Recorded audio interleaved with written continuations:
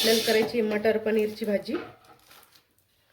त्याच्यासाठी आपण वाटण्यासाठी बघा काय काय घेतले।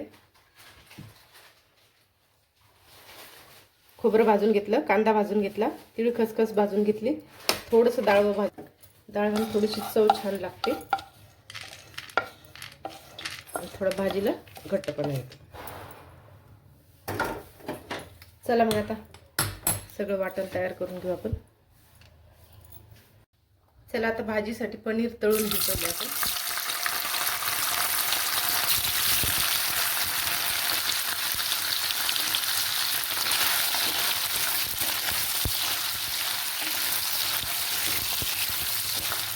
थोडा रंग येईपर्यंत याला आपण परतून घेऊ, तळून घेऊ।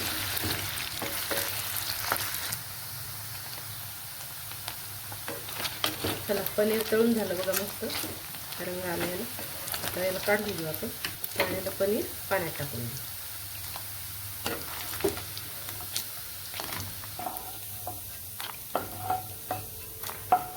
चला आता आपण भाजी करून घेऊया, पनीर आणि मटर। तर चला फोडणीला टाकूया शहा जिरं, तेल तापलेलं आहे, याच्यात टाकू आपण वाटलेला मसाला।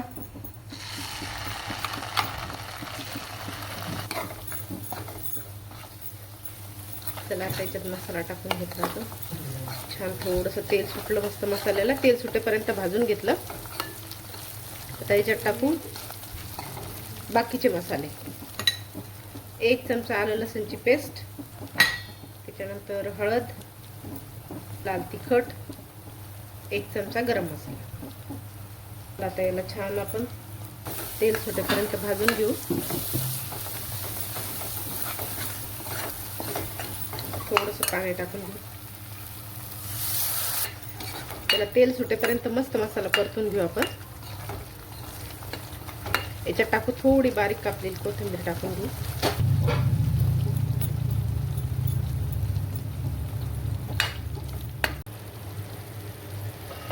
चला याच्यात थोडा चवीपुरता आहे ना काळा मसाला टाकू आपण, 1 चमचा।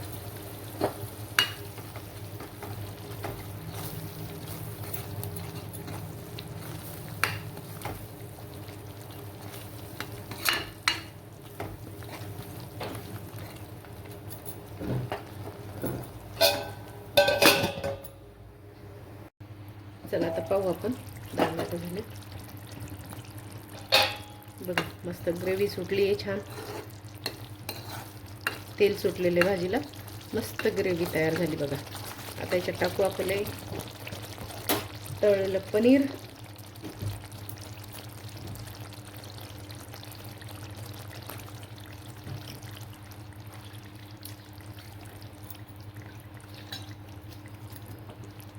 आणि वाटाणे, मी आपण फ्रोझन मटर घेतले ते टाकून दिले याच्यात।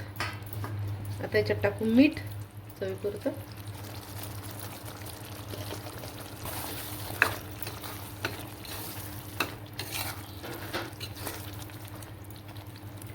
चला मग 15 ते 20 मिनिटं याला मसाल्यामध्ये आपण छान शिजून घेऊ।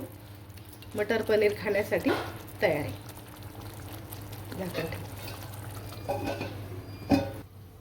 चला आपली भाजी मस्त तयार आहे बघा।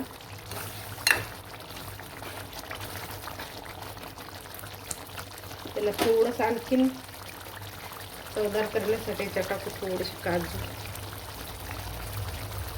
आणि याच्यात ग्रेव्ही आता तुम्हाला हवी तशी ग्रेव्ही याची करायची, अशी वाटली तर अशी ठेवा, नाही तर मग थोडासा रस्सा करू शकता। चला आपली मटर पनीरची भाजी खाण्यासाठी तयार आहे।